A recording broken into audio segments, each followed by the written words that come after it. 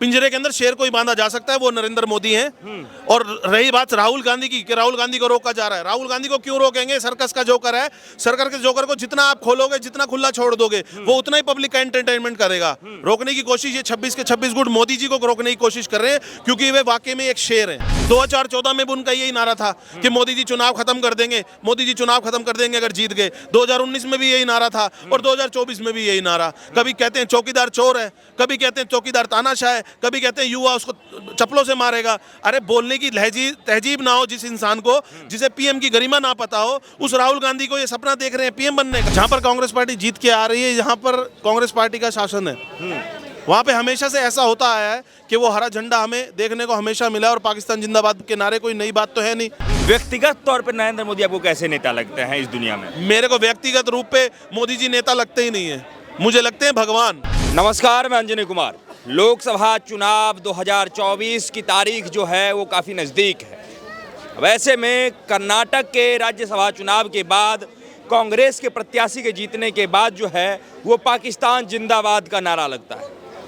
अब 2024 चुनाव से पहले भारत में पाकिस्तान जिंदाबाद का नारा लगाना क्या दर्शाता है, और ये हमेशा कांग्रेस के साथ ही क्यों होता है? चाहे वो कांग्रेस की रैली हो, चाहे वो कांग्रेस के प्रत्याशी की जीत हो।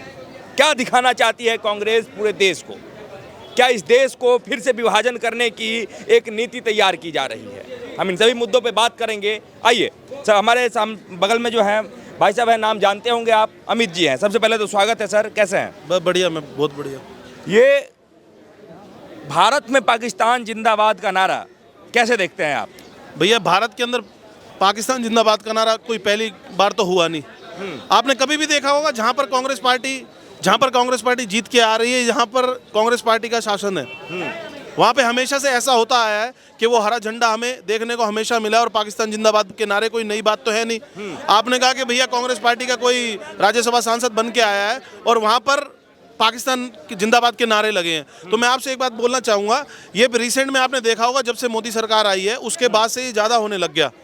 और ज़्यादा किस लिए होने लग गया? क्योंकि 100 करोड़ हिंदू एक हो गए और उन्हें हिंदुस्तान जिंदाबाद का मतलब देश को समझाना आ गया। और देश के झंडे का जो सम्मान करना चाहिए वो लोगों को पता चल गया कि भैया हमारे देश का झंडा हमारे दिलों के अंदर क्या अहमियत रखता है। तो भैया ये कोई नई बात नहीं है कि कांग्रेस विधायक जीतने पर, कांग्रेस राज्यसभा सांसद जीतने पर पाकिस्तान जिंदाबाद के नारे लगाए गए। अब नारा लगाया गया ये तो ठीक है, लेकिन चुनाव से ठीक पहले अगर यदि लग रहा है तो क्या लग रहा है? ये सोची समझी साजिश है जो करवाया जा रहा है? क्या दिखाने की कोशिश की जा रही है? देखिए, वो ना दिन पे दिन पीछे जो हमारे पीछे हम जाएंगे कुछ सालों में, उन्होंने शुरू से हिंदुओं को डराने की कोशिश करी है कि भैया हमारी सरकार आने दो, हमारी कांग्रेस पार्टी को जीतने दो, हमारा पीएम बनने दो, राहुल गांधी को जीतने दो, हम हिंदू से बदला लेके दिखा देंगे। आप शुरू से देखते आए हो ये जातिवाद का मुद्दा हमेशा जिंदगी भर रहा है। और इन 10 सालों में जब से मोदी जी आए और उन्होंने सनातन धर्म का मतलब सिखाया है, तो उसके बाद से कुछ ज़्यादा ही हो गया है कि भैया मेरा विधायक जीतने दो, मेरा एमपी जीतने दो, मेरा एमएलए जीतने दो, मेरा पीएम बनने दो। हमारी पार्टी कांग्रेस का जो शुरू से पाकिस्तान जिंदाबाद के नारे वालों का समर्थन करते आए हैं, आतंकवाद का समर्थन करते आए हैं, और अब इस लाइन में केजरीवाल जी भी शामिल हुए हैं। क्योंकि आपने दिल्ली में भी कई जगह देखा होगा कि केजरीवाल की सरकार जीतने के बाद पाकिस्तान जिंदाबाद के नारे लगे थे। तो मैं ये बात कहूँगा आपको कि ये कोई नया काम नहीं है, हिंदू कोई डरने वाला नहीं है। हिंदू ने सोच रखा है कि हमने किसको पीएम बनाना है, और रही इनके पीएम बनने की बात, तो ये शायद ख्वाब में देख सकते हैं, जैसे 72 हुरे देखते थे कि भई हमारे ख्वाब में 72 हुरे आती हैं, जिहाद करेंगे, हम हिंदुओं को मारेंगे तो हमें 72 हुरे मिलेंगी। जो इनके पुराने मौलवी मौलाना सिखाते आए हैं, वो इन चीज़ों को ही कह सकते हैं कि भैया अपने देश में रहकर दूसरे देश का नारा पाकिस्तान जिंदाबाद, ये तो आप लोग खुद समझते हो कि उनकी मंशा क्या है।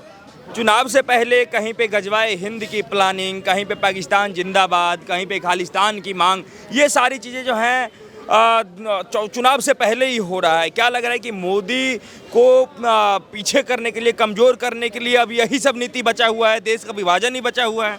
देखिए भैया, ये बातें तो रहेंगी ही रहेंगी। जब आदमी किसी को चुनाव में हरा नहीं पाएगा, कोई आदमी किसी को लोगों के दिलों में जो बस रहा है उसको उनके दिलों से हटा नहीं पाएगा, तो वो आदमी क्या करेगा? कभी कोई पहलवान आदमी छोटे बच्चे को मार देगा, वो बच्चा पहलवान का कुछ नहीं कर पाएगा, उसे क्या कहेगा? या तो गाली देगा, या तो कोई ना कोई कहेगा तुझे देख लूंगा, तुझे कर लूंगा। ऐसे इनका हाल हुआ पड़ा है। मोदी जी इस टाइम बहुत बड़े लोगों के दिलों के अंदर बहुत बड़ी तरीके से राज कर रहे हैं, तो इनका मन तो यही करेगा, चुनावों में ये हरा नहीं पाएंगे। कभी राफेल में चोरी, कभी चौकीदार चोर है, कभी कहेंगे भैया मोदी जी तानाशाह हैं, कभी बोलेंगे मोदी जी फलाना है, कभी कहेंगे मोदी जी के 10 रूप हैं।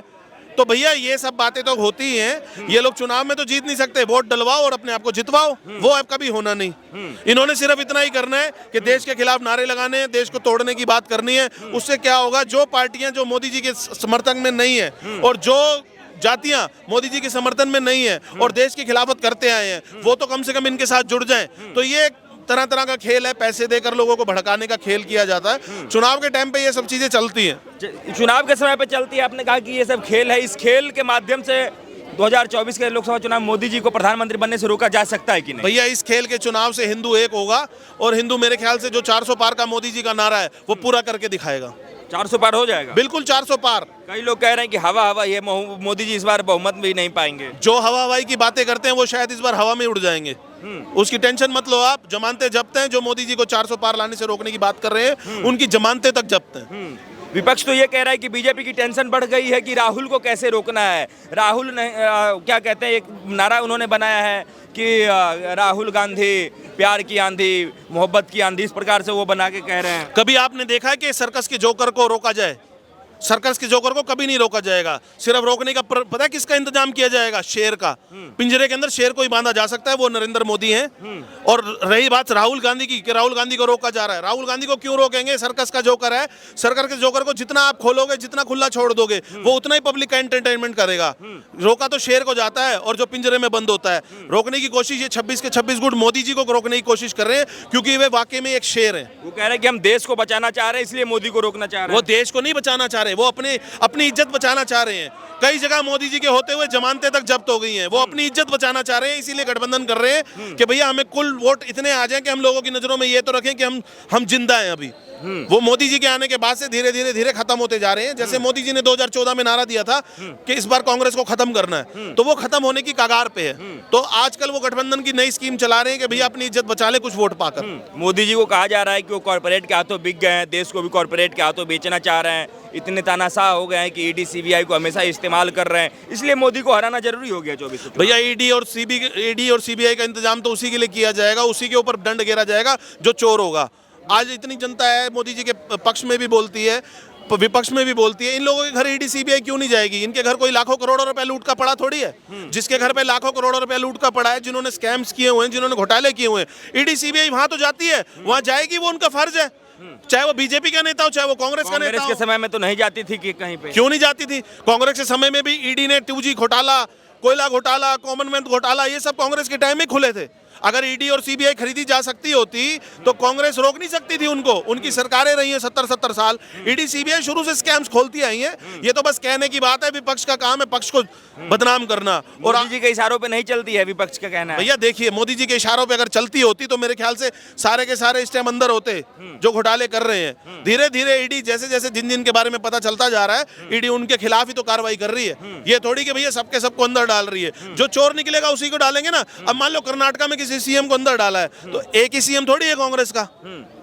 कांग्रेस का एक ही विधायक वहां से थोड़ी जीता होगा। कर्नाटका से कई सारे विधायक हैं। अगर उनमें से एक विधायक पे ईडी सीबीआई आई है तो बाकी के विधायकों पे क्यों नहीं डाली? भैया जिनके खिलाफ शक होगा, जिनके खिलाफ चोरी पकड़ी जाएगी, उन्हीं पे तो ईडी सीबीआई की कार्रवाई होगी।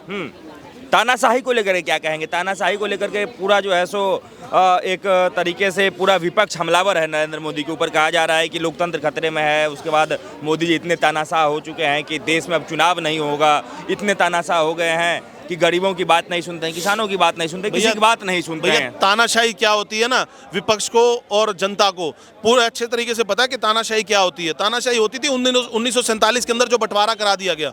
2 पीएम बनाने के चक्कर में जिन्ना और नेहरू ने जो बंटवारा किया, वो तानाशाही कहलाई थी।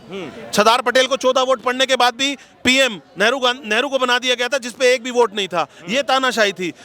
इमरजेंसी इंदिरा गांधी द्वारा लगा दी गई, ये तानाशाही थी। 1984 के दंगे हुए, ये तानाशाही थी। आज की डेट में जो पुराने घोटाले खुल के आ रहे हैं, ये तानाशाही थी। कहीं पर आंदोलन के नाम पर लोगों को गोलियां मार दी जाती थी, ये तानाशाही थी। इसे तानाशाह कहलाएंगे। ये थोड़ी कि चुनाव मोदी जी नहीं करवाएंगे। 2014 में भी उनका यही नारा था कि मोदी जी चुनाव खत्म कर देंगे, मोदी जी चुनाव खत्म कर देंगे अगर जीत गए। 2019 में भी यही नारा था और 2024 में भी यही नारा। कभी कहते हैं चौकीदार चोर है, कभी कहते हैं चौकीदार तानाशाह है, कभी कहते हैं युवा उसको चप्पलों से मारेगा। अरे बोलने की तहजीब ना हो जिस इंसान को, जिसे पीएम की गरिमा ना पता हो, उस राहुल गांधी को ये सपना देख रहे हैं पीएम बनने का। पीएम की गरिमा उनको नहीं पता है, जिनके खानदान में 2 प्रधानमंत्री रहे। भैया जिनके प्रधानमंत्री रहे होंगे ना, उन्होंने शायद अपने माँ बाप को भी तू तड़ाक करके बात करी होगी। अपनी तमीज सीखने के लिए पढ़ाई की जरूरत नहीं पड़ती है, वो संस्कारों से आती है। आपको खुद पता है उनकी फैमिलीज के क्या संस्कार रहे हैं पीछे, तो संस्कारों से आती हैं ये चीजें, पढ़ने लिखने से नहीं आती है। मोदी के पीछे जी लगाना ये संस्कार होते हैं। ये किसी पढ़ाई लिखाई में नहीं सिखाया जाता कि प्रधानमंत्री के पीछे जी लगाओ। राहुल गांधी का भाषण सुना होगा, केजरीवाल का भाषण सुना होगा, कई जगह कहते हैं मोदी मोदी मोदी तेरी, मोदी तेरी। अरे मोदी जी तुम्हारी कहने में कोई हर्ज है क्या? अगर थोड़ी सी तहजीब दे दोगे तो तुम्हें कोई दिक्कत आएगी क्या? देश की गरिमा प्रधानमंत्री के साथ जी लगाने में होती है। विपक्ष कह रहा है कि जैसे लग रहा है कि नरेंद्र मोदी ऐसे प्रधानमंत्री हैं जैसे उनके समर्थकों को लग रहा है कि पूरे दुनिया में इकलौते प्रधानमंत्री हैं, और इतने सारे प्रधानमंत्री हैं, सब तो ऐसे ही हैं जैसे भारत के प्रधानमंत्री हैं। तो इनको लेकर के इस प्रकार की क्यों वो बना देता है दिन भर मोदी मोदी मोदी मोदी? भैया दिन भर मोदी मोदी हर इंसान इसलिए करता है क्योंकि जो 2014 से पहले ब्लास्ट के शिकार हुआ करते थे, किसी का रिलेटिव उसमें डेथ हुई होगी, किसी के बच्चे की डेथ हुई होगी, कोई गोली का शिकार हुआ होगा, कोई बॉर्डर पे आतंकवाद का शिकार हुआ होगा, तो भैया उन्होंने 10 सालों के अंदर ये सब चीजें रोक के दी थी। उनको मोदी जी कहा जाएगा, उनको सबसे अनोखा ही तो कहा जाएगा। जिसने 5 लाख का बीमा लोगों को देने की सोची, उसको अनोखा ही तो कहा जाएगा। जिस इंसान ने 1 तारीख को देश की जीडीपी, देश की अर्थव्यवस्था कैसी भी हो, 1 से 10 तारीख के अंदर पेंशन उनके अकाउंट में डाल दी जाती है, उस इंसान को अच्छा ही तो कहा जाएगा। जिसने 10-10 घंटे के सफर को 5 घंटे में बदल दिया, उसको अच्छा ही तो कहा जाएगा। प्रधानमंत्री को अनोखा इसलिए कहा जाता है पूरे वर्ल्ड के अंदर क्योंकि उन्होंने अपने देश के साथ साथ दूसरे देशों को भी कोरोना की दवाई पहुंचाई, और वैक्सीन जो हम जिसे बोलते हैं वैक्सीन भारत में बनाई गई, वो दूसरे देशों को भी दी, अनाज दूसरे देशों को भी पहुंचाया। इसीलिए वो सिर्फ अपने देश की नहीं, लोगों की भलाई की बात करते हैं, इसीलिए मोदी जी को अनोखा माना जाता है। व्यक्तिगत तौर पर नरेंद्र मोदी आपको कैसे नेता लगते हैं इस दुनिया में? मेरे को व्यक्तिगत रूप पे मोदी जी नेता लगते ही नहीं है, मुझे लगते हैं भगवान। व्यक्तिगत रूप पे मुझे मोदी जी भगवान लगते हैं। वो कहीं से भी नेता नजर नहीं आते। अगर वो नेता होते और वाकई में नेतागिरी कर रहे होते तो शायद आज राशन कांग्रेस वालों को ना मिलकर सिर्फ बीजेपी वालों को मिलता। अगर वो नेता ही होते तो भैया विपक्ष को कोई भी सुविधा नहीं मिलती, और पक्ष के लोगों को, जो पक्ष का सपोर्ट करते हैं, उन्हीं को सारी सेवाएं मिलती। ये नेता का काम है। शुरू से आपने देखा होगा, जो पक्ष के खिलाफ बोलेगा उसकी गर्दन काट दी जाएगी। जो पक्ष के खिलाफ मीडिया कुछ बोलेगा उसका चैनल बंद कर दिया जाएगा। जो पक्ष के खिलाफ बोलेगा उसका गर्दन किसी न किसी तरह दबा दी जाएगी। ये सिर्फ नेता ही कर सकता है, लेकिन मोदी जी नेता नहीं है, मोदी जी जन सेवक है। लोगों के बारे में ही सोचते हैं। आप कह रहे थे कि मोदी जी दुनिया है आपकी, मोदी जी की दुनिया के बारे में क्या कह रहे थे? मोदी जी की दुनिया के बाद में एक ही बोलूंगा, होते होंगे प्रधानमंत्री लोगों के लिए, होते होंगे प्रधानमंत्री लोगों के लिए, लेकिन हमारे लिए तो हमारे प्रधानमंत्री ही हमारी दुनिया है। अच्छा। हम तो एक ही बात कहेंगे। ठीक है सर, बहुत बहुत धन्यवाद।